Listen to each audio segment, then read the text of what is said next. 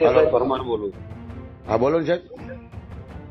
આપવાના છે કે નથી આપવાના? હા અગર ના, બે માંથી એક જ શબ્દ. સાહેબ મારી વાત સાંભળો, અત્યારે પોઝિશન મારી નબળી છે. મેં શું કીધું? હા અગર ના, મારે બરાબર છે. એટલે એના કારણે કેમ કે ભાઈ એ પ્રમાણે મારે કામગીરી કરતા ભાવ, બરાબર. કેમ કે મને ભીખ માંગતા મને સારું નહીં લાગતું, સાહેબ હું બધી તમારી વાત સમજુ છું. બરાબર. હા પણ અત્યારે મારી પોઝિશન સાહેબ બહુ ખરાબ છે. મેં શું કીધું? ચોખ્ખું હા અગર ના, બસ. એટલે પતી વાત. એટલે એ પ્રમાણે મારે કામગીરી જે કરવી એ કરવું.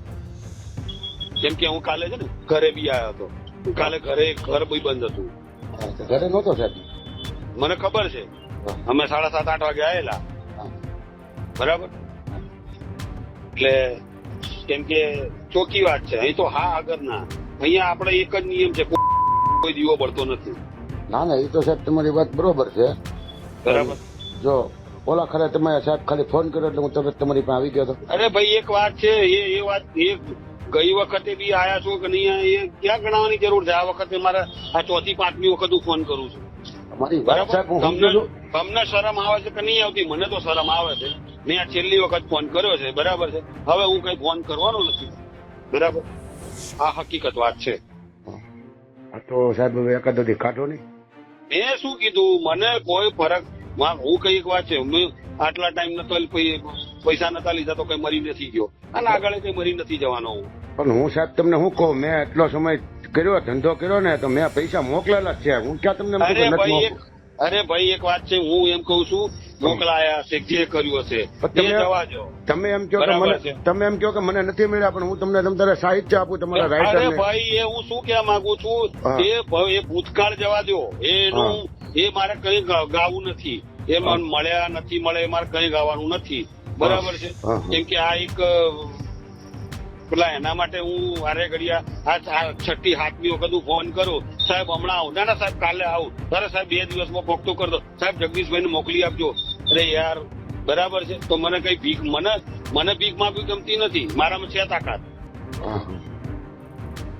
તો હવે સાહેબ તમે કેમ કરું બોલો.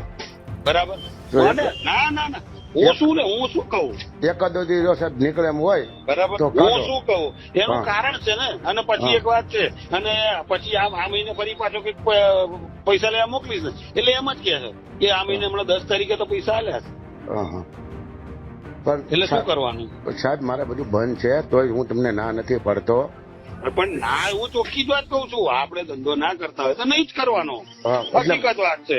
એટલે તમે તારે ડિસ્ટર્બ પૂછો, મને ના પાડેલી છે એટલે હું કઈ નથી અરે કરતો સાહેબ. પણ હું શું કહેવા માંગુ, કઈ વાંધો નહીં, પણ તોય કઈ વાંધો નહીં. મેં પહેલા કીધું તો ખરું, બરાબર છે.